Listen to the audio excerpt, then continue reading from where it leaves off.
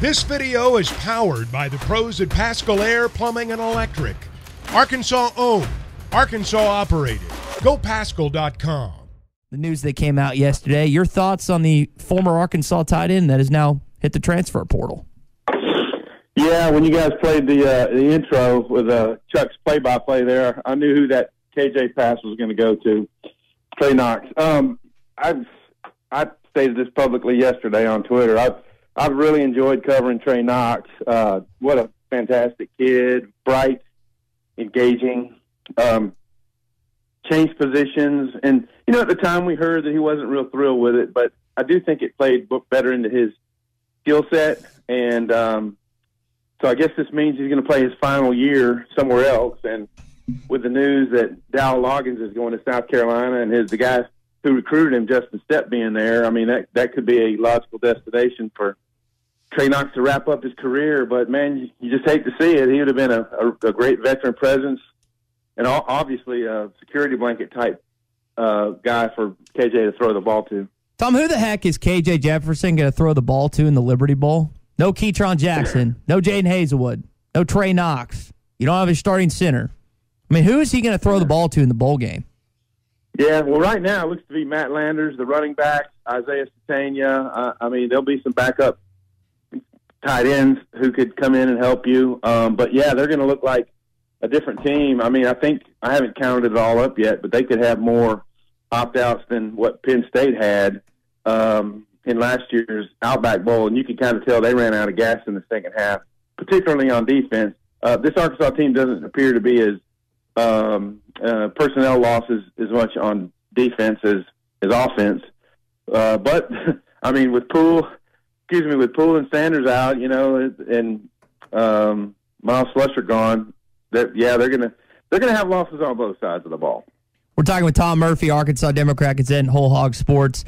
Tom, what happens if they get shelled in the bowl game? How do fans react to that? And how does the coaching staff kind of juxtapose that with the fact that they didn't have so many of their guys to actually participate in this one? Right. Well, you just have to. Everything has to be sorted properly and you know, examined. And I think I don't see them getting shelled because I think they can put in a capable center, even if it's moving Bo Limmer over or putting Marcus Henderson in. Well, they could be a competent offense. And so I don't anticipate a shelling. Now, they could lose the game, obviously. And people would say, well, we had all these guys that didn't play in the bowl game. And then you'd be 6-7, so you'd have a losing season. I think Sam Pittman's record would go to 500. And next year would be seen as a pretty pivotal year in the trajectory of the football program. Yeah, it's going to be a big year offseason-wise for coaching hires with Dow Loggins taking the South Carolina offensive coordinator job, Barry Odom going out to take the UNLV. I would expect Michael Shearer at some point to go with him whenever that gets announced. So Dow Loggins, I want to ask you about him. He has had a multitude of success recruiting since he's gotten here to Arkansas, and I think that he's going to continue to have success in Columbia, South Carolina. Doesn't have a great track record coaching offenses in the National Football League. Do you think he's going to have success offensively with Spencer Rattler and company next year? Well, I mean, they had their big games this year. I mean, if your program beats top 10 teams to finish the year, Tennessee and Clemson, then you've had some success. And I don't see that Dow Loggins' tutelage of Spencer Rattler would, you know, force them to go backwards. So I would think that they would definitely have. Now, they did lose some key. I mean, I saw where Marshawn Lattimore, Marshawn Lloyd got in the portal yesterday, and they also lost Jaheim Bell, who I thought was a really key part of what they do, real versatile piece. So, you know, they'll have to – it's just like every other program pretty much. You're going to have some of your best talent peeled off, and you're going to bring guys back from the portal. I mean, I thought Arkansas did a pretty good job this year with the trade-off they got between guys leaving early and then the portal guys they got. And so South Carolina would be in that same boat. You know, plug back in some guys who can fit in our system and who Rattler can be comfortable with. And the same thing would be said for KJ. You know, they certainly have to bring in the freshman set of receivers They've got to have guys like Satania and Bakke, and Jaden Wilson has got to get better, and give KJ a fleet of receivers he can trust like he did this year's batch. Tom, you're talking about offensive success. One of the guys that comes to mind is Mike Leach, who we know is in critical condition at this point in time. This is a situation that not many fan bases have ever had to deal with, particularly in the Southeastern Conference. Just kind of your thoughts on Coach Leach as a coach overall, and then just what he and his family have had to deal with the last couple days. Yeah, he's a singular guy in this profession. I don't think there's been quite as many or any others who have spoken their minds the way they did. And it seemed to me like he cherished going to places that had been struggling, and some people call them outposts or, outbacks in Lubbock and in Pullman, Washington, and Starkville. And you're talking about the three of the least populated areas in each of those conferences, and turning out winners, and then running his air raid offense. When I covered Alabama, I'm not sure if I've shared this with you guys before. When I covered Alabama, they played Texas Tech in the Cotton Bowl. It was the 2005 season.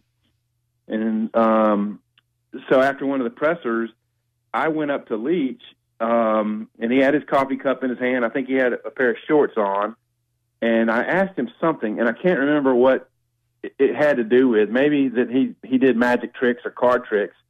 And lo and behold, he had a pack of cards in his pocket, and he pulled it out and played the trick, and the rest of the beat guys and I were standing around him. And it's a deal where I pick a card, and I want to say it was the 7 of clubs, and he calls a buddy, and he goes, "Hey, man, can you do this right now?" And the guy says whatever, and he talks to the guy, and then the guy says what the card is, and he got it right. And so, pretty amazing deal. And I've read testimonials of folks, and this guy Stephen Robertson, who covers Mississippi State, has written some really touching things about Mike Leach, and it's sad to hear. And just prayers to Mike Leach and his family. Yeah, we just got a flurry of text here, Tom. The Mississippi State football program just released this about 11 minutes ago that Mike Leach, at the age of 61, has passed away as of last night following complications from a heart condition. So for all our Mississippi State brethren and family, our thoughts and prayers are with you this morning, because that's not something any fan base wants to go through, and particularly a school that we compete with on a yearly basis, Tom. Absolutely true. I mean, it's just it's heartbreaking, and I don't know what further there is to say other than he's going to be missed. I mean, if you've been on social media the last 2 days, you've seen Sam Pittman. I think every coach in the SEC, Nick Saban, has reached out and said, let's pray for Mike Leach. And you've seen testimonials from a lot of folks, young journalists who he had a connection with, and he helped them. And so he's a shining light who will be missed. So that's the big coaching news in college football. Tom, the big coaching news in college basketball is what Chris Beard has been charged with. Do you think there's any way that Chris Delaconte and them move forward with Beard, and at some point he's still coaching Texas in the future? Yeah, if I knew more of the details, I would feel more comfortable commenting on whether or not they move forward with Beard. We've known, he had the broken hand, or that he punched the board when he was coaching. Did that not happen when he was at ULR against Purdue?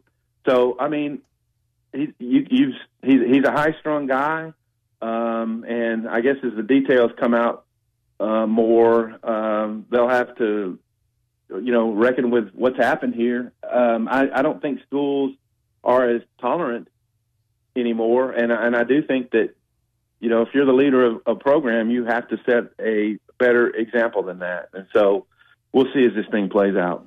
Tom, on that note, and again, we'll have to wait, as you just said, see if it plays out. Tommy brought something to my attention tonight that I hadn't even thought about. Let's say Chris Beard is let go and they're in the midst of a coaching search.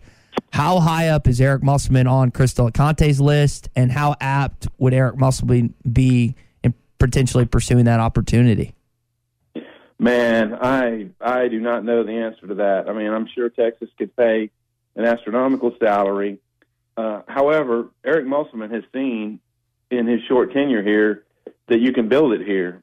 And they've been on the precipice with 2 years in a row. They've got a great team this year. He knows he can recruit to here. He knows he's building himself a legacy at Arkansas. So I don't think it would be easy for him to sever the situation he has here. Tom, on the subject with Texas, and we're speaking with Tom Murphy, the Arkansas Democrat-Gazette and Whole Hog Sports. Brett McMurphy of the Action Network is reporting that it looks like Oklahoma and Texas are going to join the league earlier in 2024. That's where his indications, his sources lead them. I know we've asked you before if you think this is going to happen. My perspective would be if you're an Arkansas fan or an athletics department member or a coaching staff member, do you want Texas and Oklahoma to join a league early? Well, no matter what you think or what you want, if you're a UA administrator, Hunter Yurachek, chancellor, whomever, whatever is going to happen is going to happen. Texas is joining early. It's kind of like when they joined the league. A&M was clearly opposed to it, did not want to be in the same conference, but they were a small pebble against the tide. And so whatever year Texas and Oklahoma are going to join, that's what's going to happen. What it spells is increased competition. Yeah, it also means increased revenues, but your position in the league really hasn't changed. You're a program that is right around the midpoint in terms of revenue, and you know you've got two powerhouse teams from traditionally that are joining, and so it's going to be tough. It's tough right now for Arkansas to try to win the SEC West. If they're all put in one division, it's just going to be tougher to win the whole thing. I mean, can you imagine the competition in this league if there's no division and everybody's vying for the top two spots, and you know that with the playoff expanding to 12, there's going to be years where 3 and 4 SEC teams have a chance to make it, and so I mean it's a tougher deal to crack, and Arkansas is not going to stop whether they come in 24 or 25. That's what the SEC is going to look like in football in a few years. The SEC basketball right now looks pretty talented as well, maybe 5 or 6 teams that make the NCAA tournament, and we're going to have to wait until December 28th before Arkansas plays its first conference opponent. We don't have to wait to see Nick Smith anymore, though. He's played a couple games. We saw him go off against UNC Greensboro. He wins SEC Co-Freshman of the Week. Tom, from what you've seen of this point of the number one college prospect of the country, how has Nick performed? He plays with a lot of energy. You could tell he's a team guy. When other guys make plays, he gets fired up. I like his ability to score in a lot of different ways. Just hope that the knee continues to hold up well, and you could tell he wanted to play. And so they're a team that's had to constantly, morph a little bit. Now with Brazil out, I thought they played with so much energy against Oklahoma. Contrast that to the UNC Greensboro game. That was a high-level game they played against Oklahoma. And so his game, I think they're going to find ways to accentuate what he does. I think Jordan Walsh had a better game the other day. You could tell he was a little more aggressive, which I talked to you guys about. It was good to see. And so I think guys are going to continue to fit in their roles, and Nick Smith certainly has a large role on this team. Another guy's role that's been expanded is Ricky Council IV, and I think him coming in, you expected some quality things about him, but maybe not the degree of he's going to lead your team in scoring. If you're Eric Musselman, Tom, how do you balance the rise of Ricky Council and the return of Nick Smith without them trampling on one another? Well, that is a delicate thing. However, there's one ball, but there's plenty of opportunity for the both of them. And I think what we've seen so far is almost as Ricky Council plays, the Razorbacks play, because he was under the weather against Greensboro, didn't have his best game, and that was a game that was so tight for so long unexpectedly. He's got, he's made a couple of dagger threes. He made the one against Troy that was so huge, and then he had one the other day. So I like his game. I like that when it was a tight game and it was one possession at a time. I think this was against Troy. Arkansas just let him ISO and drive in the lane, and he scored.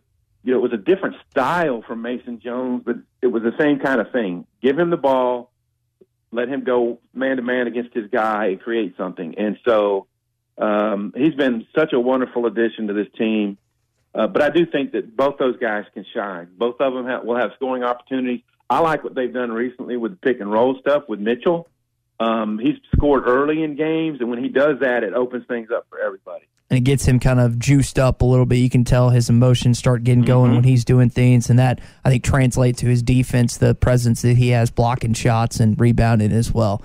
Football is back, and BetOnline remains your number one source for all your football betting needs this season. You'll find the latest odds, matchup info, player news, and game trends. And as your continued source for all sports wagering info, BetOnline features live betting, free contests, live scores, and giveaways all season long. Always the fastest and easiest way to bet on all your favorite sports and events like MLB, MMA, tennis, boxing, and even golf. Head to betonline.ag to join and receive your 100% welcome bonus with your first deposit. Make sure to use the promo code BELIEVE to receive your rewards. That's BLEAV. Bet online, where the game starts.